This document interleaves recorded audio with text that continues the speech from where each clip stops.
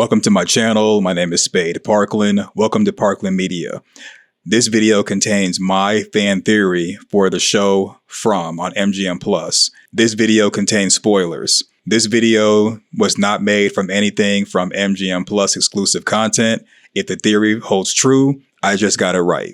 Subscribe, click the notification bell, thumb up the video, share your social media. If you want to support me and support the channel, you can join the channel membership, and or you can also support with the super thanks that is near the subscribe button. Thank you for watching, and I'll see you in the comment section.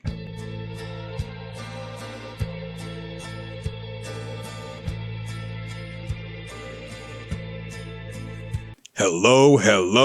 It's showtime.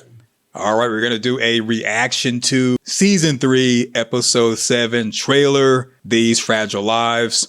And I think it refers to everyone who doesn't have plot armor, y'all. I don't know if we're going to lose anyone. I'm thinking that based off of this title, These Fragile Lives, I think it's not really about losing a character, but any little thing can break them. They're kind of all hanging on a thread's end. Because we had the ultrasound with Fatima, that was episode 6. It was a nothing burger. I think she is pregnant, but we can't see the baby or what's inside of her using technology or medicine. I think someone like Tilly is going to step up with something esoteric, maybe tarot cards again, to be able to communicate with the baby or talk to the baby or reveal the baby.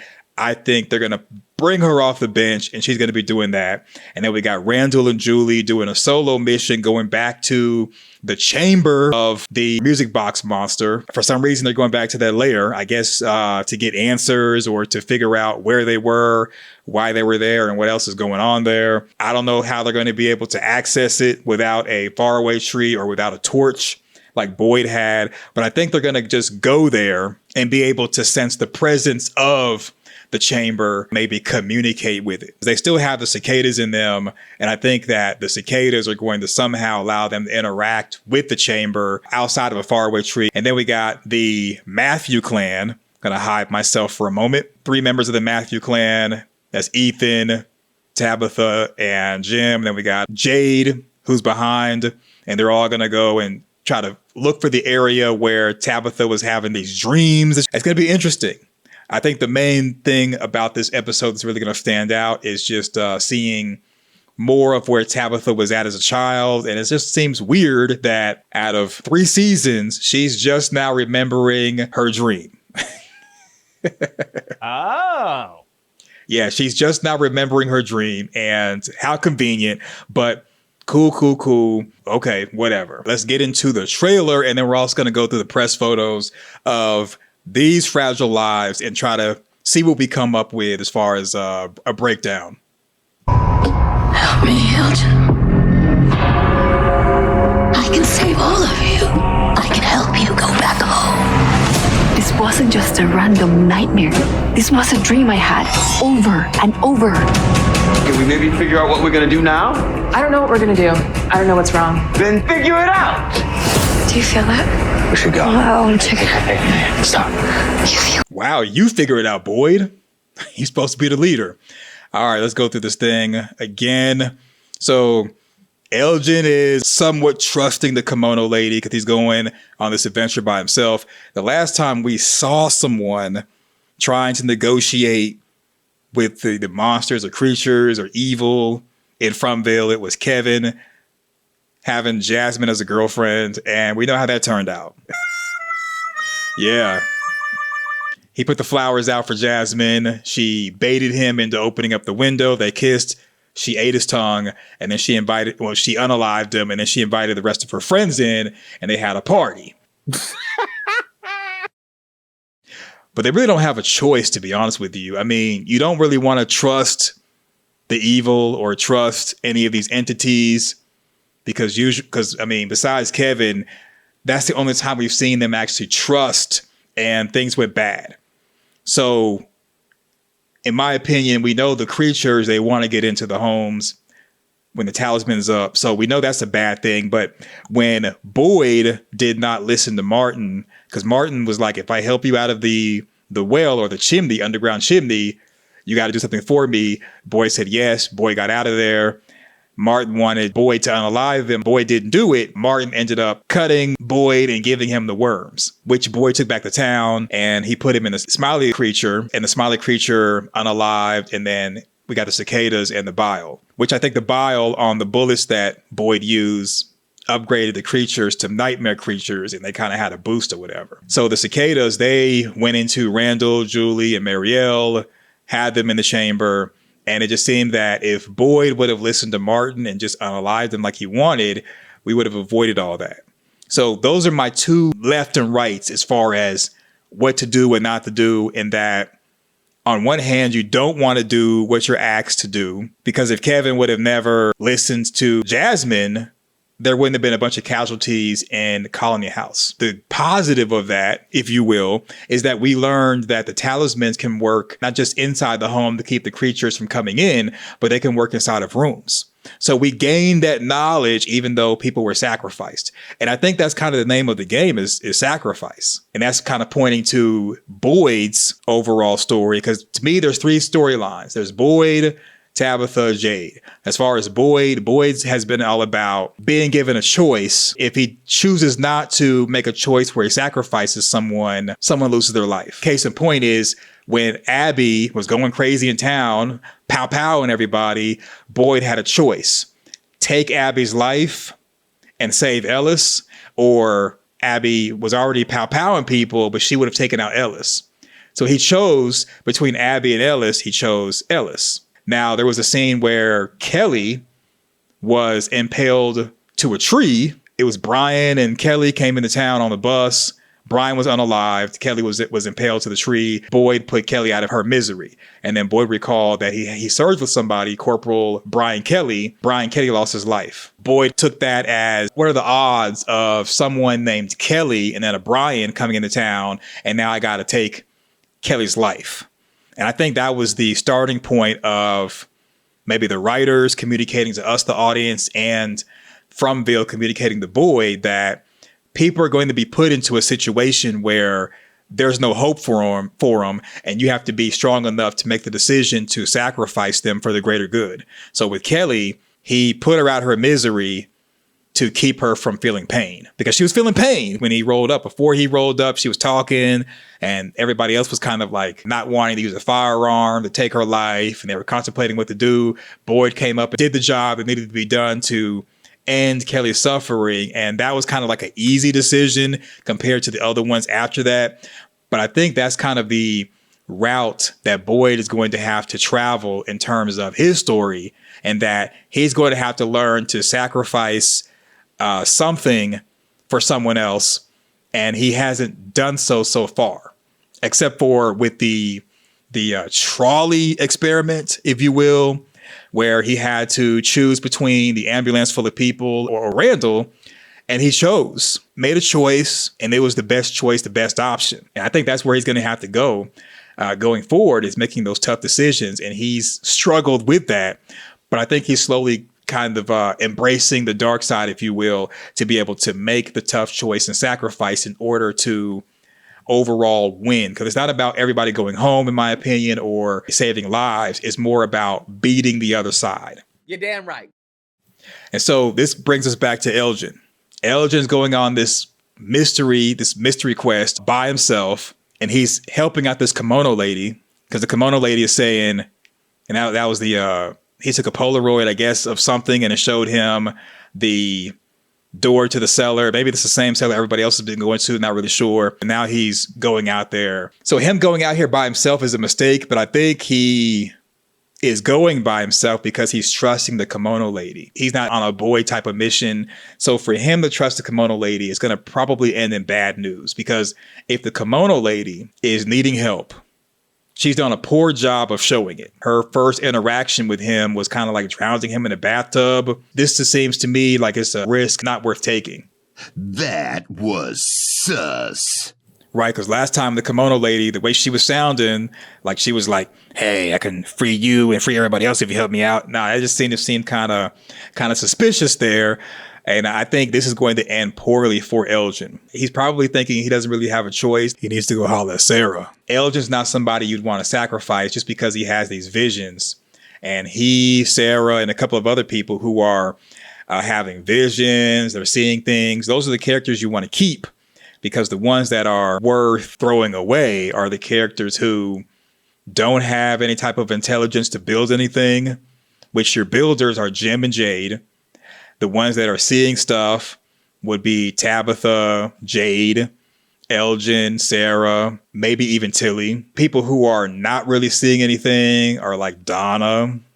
Donna can be sacrificed, unfortunately. I think with Kenny moving into Colony House, I see him moving into a leadership position. You can sacrifice Donna. Sacrifice Henry. I mean, what good is Henry doing to Victor but holding him back? He's just holding the guy back at this point. Yeah, he's just holding Victor back. Someone else sacrificed may even be Ellis. What can Ellis really do to help out Fatima except for being an emotional support animal? But anyway, enough about that. So Elgin's on his journey to help out the kimono lady. I don't think it's going to really benefit. I think it's going to be a trick. He's going down there and he opens up the same closet that Jade saw the Civil War soldier pinned down on the boulder. Based off of his reaction, what he sees doesn't really seem like he's really found anything remarkable. Tabitha, Jim, Jade, and also Ethan, they find the rocks with the bloodstones. Jim is probably pleading with Tabitha to turn away, don't go forward, don't do it. It's too dangerous. He's a Debbie Downer. I think deep down, Jim knows that if they do solve all the mysteries and they go home, he loses his family. Jim, he's cautious. He's holding her back.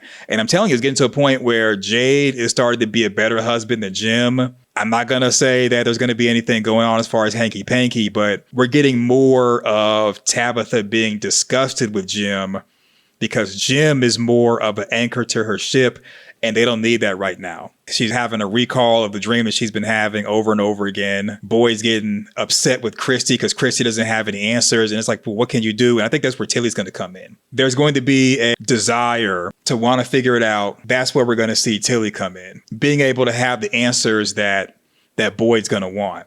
Look at the way Tabitha's looking. Yeah, Jim is telling her we should turn back. We shouldn't mess around with this stuff. And Tabitha's getting real irritated with Jim. I don't know if Tabitha's going to hurt Jim, but the way that they've been arguing lately and the way that Jim has kind of been stopping Tabitha, I wouldn't be surprised if there comes a point where Tabitha has to make a choice between saving someone, maybe saving Jade or Jim.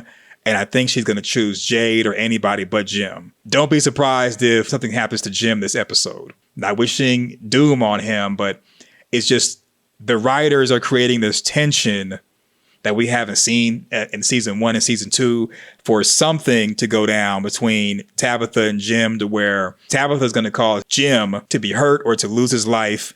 And it's going to be kind of like freeing Tabitha from her burdens. So this is Randall talking to Julie about the music box monster. They both want to solve the mystery. Jay's probably explaining something. They're all starting to venture out and they see all of these humanoid statues around the area where the bloodstones are. When it was 3 of them. This is Tabitha and them looking at the stones. Ethan looking on. I still think Ethan's going to be the one to kind of help solve the mystery.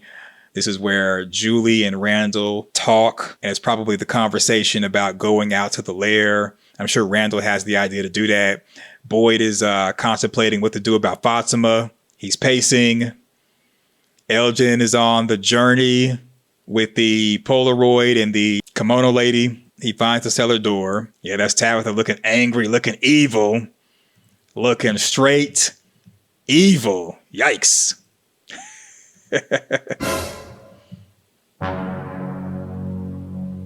Yeah, he's got to realize that Tabitha's in a marriage with him, but that's not your wife, buddy. That's Jade and Ethan looking up at the humanoid statues. They're arguing right there in front of everybody. Jim is creating too much resistance against trying to solve the mystery and go home. Because again, he probably prefers Fromville because his family's forced to be together. And you see that when it comes to a lot of abusive relationships. I'm going to take a pit stop and just discuss what I mean by that. And that's the fact that, so when we think of abuse is not necessarily yelling at someone or being physically abusive. It can also be preventing someone from doing what they want to do that they're passionate about. Because you should always want to support your spouse, but you do want to give caution to them to be careful. You do it once. After you do it the one time, at that point, you're either going to support them or you're not. You can't support them and go along with something and then you're constantly complaining, constantly reminding them of failure, constantly nagging them. You can't do that. Uh-oh, stinky. If you agree to go along with the journey or you agree to be supportive, then you got to do that. If you're against the idea, but your spouse or significant other is like, well, I'm going to do it anyway. If you're against it, it's best to just get out the way and decide, do I still want to be with this person? Because that's one of the worst things ever, is to stop someone from pursuing their dream or stop them from pursuing something. If they do decide not to do it, they're going to resent you, and you don't want to be resented. I'm just saying. Yeah, so many marriages and relationships are ended because somebody was like, I should have done this, should have done that. I gave up my dream and stuff to be with you and to raise these kids and blah, blah, blah. But anyway, I digress. All right, so more tension from Tabitha and Jim. This is when they first went into the area where they saw the humanoid statues. Jim, he's looking worried. Donna's joining Boyd on this, walking around, clearing his mind. Boyd is going to become more of a tyrant, and this is probably Donna trying to talk to him to tell him to ease up because people are getting upset, they're getting scared, and he's doing more harm than good. Donna pleading with him to kind of ease up. Randall and Julie, they're at the lair of the music box monster, which the music box monster is supposed to be defeated. Remember, the music box monster and the worms, which became cicadas, they were two different monsters or two different things. So the cicadas still should be in them, and them going to the lair, if they are able to access it, there shouldn't be anything in there that's harmful to them. But I think we could end up discovering that it was a situation where you had one creature holding another one captive. This kind of segues into the idea of trophies. Sometimes when you have something powerful that has defeated something else or is holding something else captured, you may have a situation where you got one evil that's kind of imprisoning another. Just like with the creatures, I believe that all the stuff in the cave, that the grandfather clock, the clothes that we see, I think those are all trophies from the creature's kills. The whole reason of why when Victor went into the room and everything was gone, including Jasper, the doll or the dummy, they moved it further down into the cave. I think what they were doing was the creatures were relocating deeper into the cave to avoid something more evil that may come upon them. And they took all their trophies and stuff with them. It just kind of makes sense about the whole trophy thing. And then, you also got to think about when Victor said he couldn't bury everybody, the boy in white told him to bury things that were important to the people. Well, the material objects are the most prized possession of people is associated with who they are. So hunters will unalive something and they'll put the head of an animal on a mantle because the most important thing to an animal in our eyes would be like a part of their body, like their head or hoof or something. When it comes to rabbits, we'll keep a rabbit's foot. These are all like trophies from a kill. And I think it's what the creatures were doing with Miranda's sweater. Maybe even Jasper. Jasper may have been a trophy from them unaliving Christopher, because on the wiki for From, it has Christopher as unalived by the creatures. We know now that Victor didn't bury everybody, even though it kind of alluded to him doing that in season 1 when he was digging the grave, saying that he was preparing for another mass unaliving. But it may be the creatures taking stuff from inside the homes where they have their massacres or unaliving and they take stuff for trophies. It would make sense because the creatures would be strong enough to carry a grandfather clock from the homes down into the cave. You might ask yourself, well, why would a grandfather clock be brought into Fromville in the same way where you have Boyd?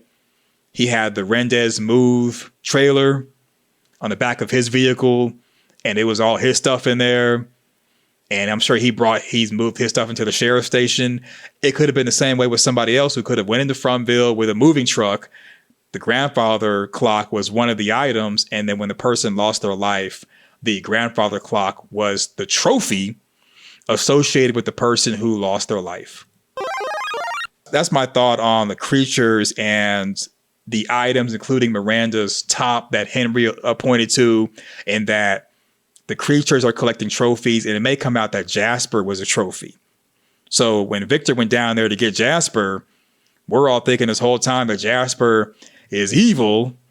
I mean, he may be evil, but he may have still been a trophy by the creatures. Still may have been a trophy, and that's why I say that the music box monster may have had the worms as a trophy that were just so happened to be a Martin. This is probably a stretch, even a yoga stretch. I know what y'all thinking. Nah, ain't no way. But to me, that's the only logical explanation as to why the creatures are wearing archetype clothes, because they got them from their victims as trophies. And that'd be the only reason why we would see luggage in the cave. Let's say if the creatures were human at one point and they took the stuff, the luggage and different things down to the cave with them to somewhat be connected to who they were as far as being human before they turned into creatures. You could say that, but we would see more creatures in that same room versus like 2 or 3, in my opinion. I think it's more about them having trophies for their unaliving, and they just kind of wear some of the clothes as the same way you have warriors in the past would wear a pelt. As far as that you unalive a lion, we wear the lion's hide on you as like a mark of honor or to have as a trophy. I think that's what we're dealing with as far as the creatures. Randall and Julie are going to go to the lair of the music box monster, and they're probably going to see more trophies maybe associated with the music box monster. Who knows? So that's more of Randall and Julie looking at the lair as far as what they can see. And I know we thought the lair was in another time period, and it may be, but the lair is actually only accessible using a faraway tree. Just like there's more places in Fromville that you only can access with a faraway tree. And this is more Julie talking to Randall. Randall probably, I guess, walking away from Julie. This is Fatima. She was told she's not pregnant. Notice how she's wearing bigger clothes, maybe to kind of give the illusion that she's preggers. Still eating garbage, y'all. Still eating garbage. Yeah, she's still eating garbage. This previous shot, she kind of looks pale. Up close, she looks a little bit more vibrant. I know you can't tell, but to me, she looks more vibrant after eating the trash. So whatever she's got going on, I think Tilly's going to be the one to help her figure it out. Because look in this scene. Look how she looks sickly. She looks exhausted. She looks tired. Now she looks vibrant. Maybe she's born with it. Maybe it's Maybelline. So I think Tilly came in with some tea to help out with the pregnancy. Ellis has to say, hey, she's not really pregnant. Tilly's like, I'm pretty sure she's pregnant.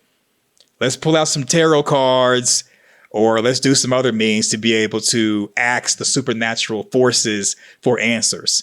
And one thing that's odd about Tilly is that she was leading a prayer circle, which prayer is associated with someone who's a theist, but she's also using tarot cards, which is associated with esotericism, occultism.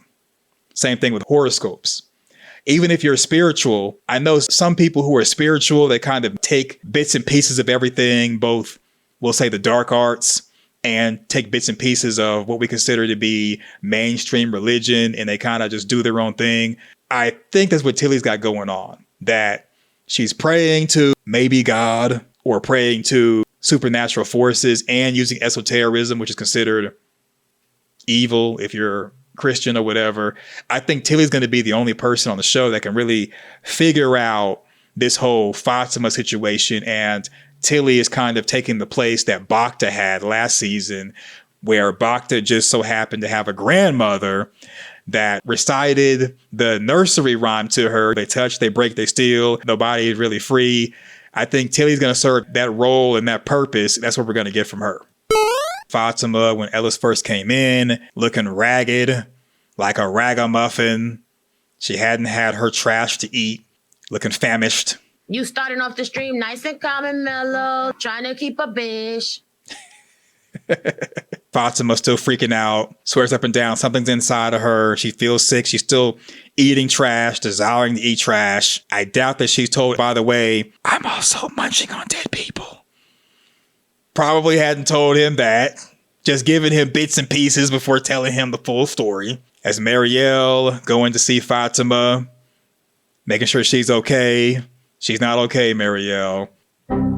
Henry is useless, telling Victor to turn around. Let's go back. Let's not do this. Let's not do that. I thought Henry was going to be the knight in shining armor, but he was talking about giving up. Sounds like Bussy talk to me. Right, Kratos. I think Victor is kind of starting to get a little irritated with Henry based off of the shot, because Henry should be backing his son, but just like with Jim holding Tabitha back, Henry holding Victor back.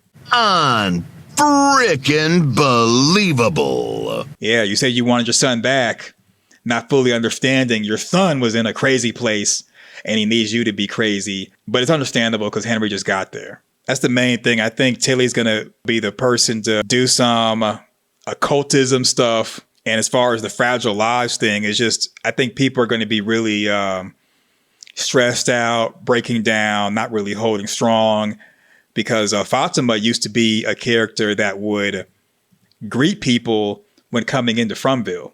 And now she's a whole mess.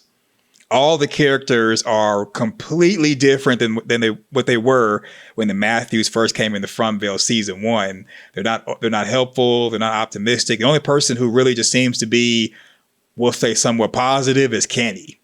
That's why I keep saying that Kenny, more than likely, in my opinion, will end up becoming the de facto leader. I think Boyd is going to be putting his foot on people's necks, having his thumb down. People are going to be like, we don't want to end up like Dale, but we don't want you yelling at us every chance something doesn't go the way you want it to go. And maybe Boyd, before going off the deep end, Kenny will step up and end up being the person to kind of help out with stuff. So those are the press photos for episode 7 and also the trailer for episode 7. And I kind of want to go through some notes. Number 1, I think the chosen one must sacrifice their child like God did Jesus. And that might be the reason why the creatures are not really interested in going after Victor, and probably not even interested in going after Ethan. Because think about it, with Victor, just hear me out. I know you're going to be thinking like, what do I mean? But with Victor was in the cellar when Miranda went to go save the children. We know that if 2 or more people go into the faraway tree at the same time, one person will end up one place, such as Victor ending up in the bottom of the cave or in the cave, whereas Julie ended up in the root cellar, in that closet. Another situation is where you had Boyd and Sarah in the forest. It was raining real bad. The boy in white told Sarah, go into the faraway tree for safety. Boyd went in. He's in the chimney at the bottom of the music box creature's lair. Sarah ended up back in the basement of the church. So we know that Miranda, if she would have taken Victor and Eloise with her, she would have ended up at the lighthouse, but the kids may have ended up somewhere else. So she couldn't take the kids with her. She was having to save the children.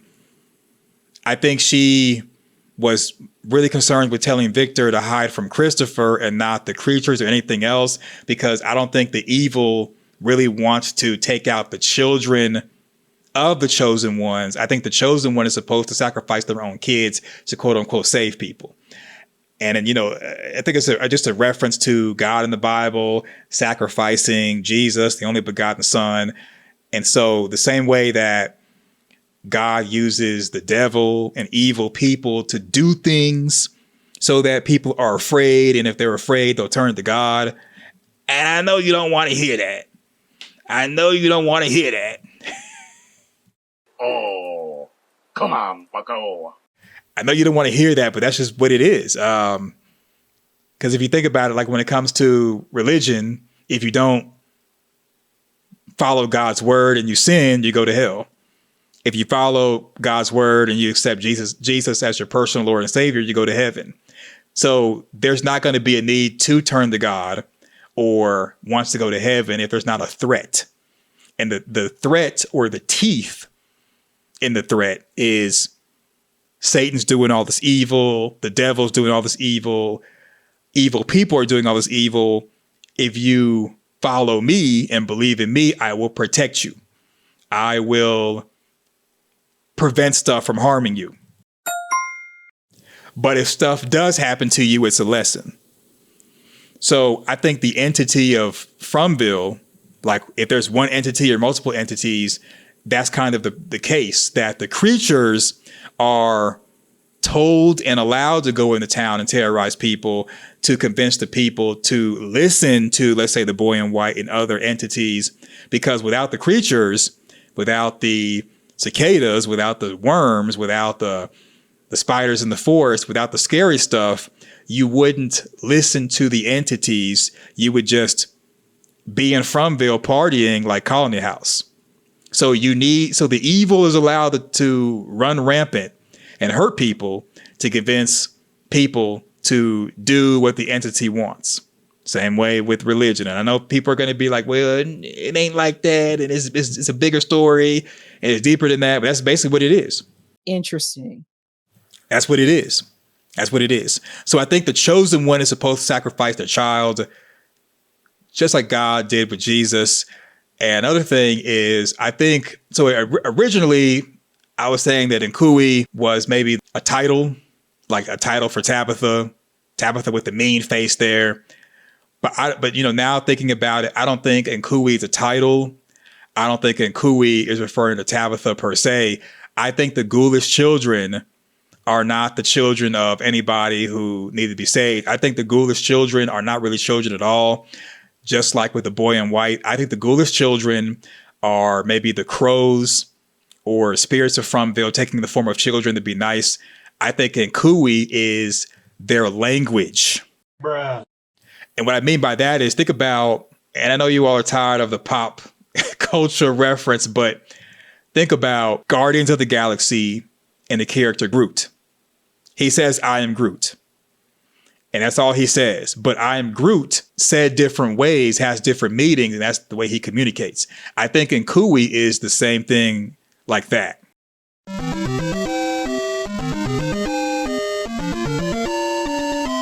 One of the characters on the show are going to actually be able to understand what the children are saying. And instead of them saying Anghkooey, they're going to be speaking English. But I think Anghkooey is more of like a language and not a title, because in this latest episode 6, the way they were saying Anghkooey was like they were talking down to Tabitha. And I'm like, wait a minute. Tabitha doesn't know what to do. But it's because it's just like I am Groot, in my opinion. I think the chosen one is to save the children, but not the ghoulish children or actual children. I think is more another Bible reference in that we are all God's children. So it's not about saving the children per se. It's about saving the people in town. And it would make sense if that's the case, because it seemed like the ghoulish children, they're already, whatever's going on with them, they're already done. And then every time we see the ghoulish children get close to Tabitha, she crouches down and she's like, no, don't touch me. Don't get close. So I think the writers are having Tabitha be like that to communicate to us that she's not saving the ghoulish children. The ghoulish children are kind of like maybe the children of the forest, like in Game of Thrones. They're like a part of the forest. That's their home. They got their own thing going on, and they made a deal with man to get rid of the bigger threat, which was the White Walkers that the children of the forest created, and they lost control of it. And then now the men and children of the forest have to team up to go against the White Walkers. I'm probably butchering all that. It's been a while since I've seen Game of Thrones. Correct me if I'm wrong in the comment section, but that's pretty much what it was. Children of the forest, they were beefing with men. They created the White Walkers for protection. They lost control of the White Walkers, and they had to team up with men to get rid of these White Walkers. The ghoulish children, they're trying to communicate with Tabitha, the chosen one. It's just that she can't understand their language. Maybe she has to learn it or something, because when she went to the lighthouse, there were no children there. But you did hear Anghkooey. And it seemed like the way that they were saying Anghkooey was different than how it was outside of the cave. When she was like, I'm here, come on, come on. And they went to her. They were about that life, and she punked up.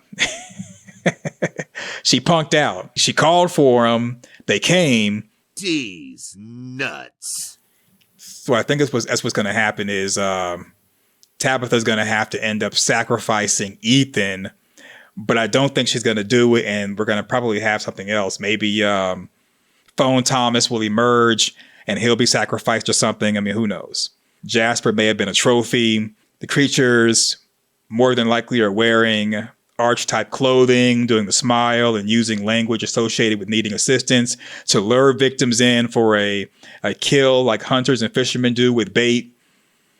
And yeah, I think the creatures have no interest in harming Victor because he's the child of a chosen one. I think Eloise would have been the same way. Just hear me out. Just hear me out. I think when Miranda told Victor to watch her sister, I think Miranda knew that no evil in the town is going to harm her children because she's supposed to sacrifice them. But I think Christopher may have found out about this whole sacrifice thing, and that's the reason why he may have been trying to take Victor's life. Because it may be about sacrificing your firstborn or sacrificing a boy in order to free everyone. Miranda couldn't do it, and that may be the reason why we had the whole massacre. So I think that Tabitha's going to have to make that same choice. She's not going to be able to do it. But I think they're going to find some other thing to possibly do, or she chooses not to sacrifice anything and stuff just gets worse and worse and worse.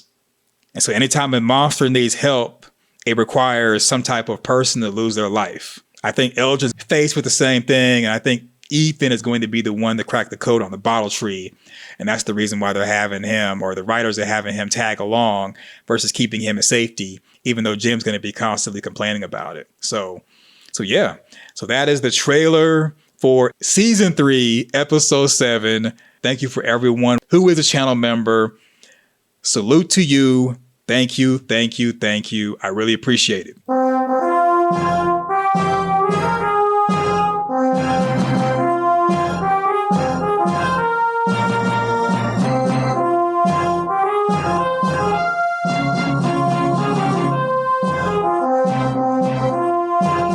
Thanks for watching. Go forth, do great things, and I'm out. Peace.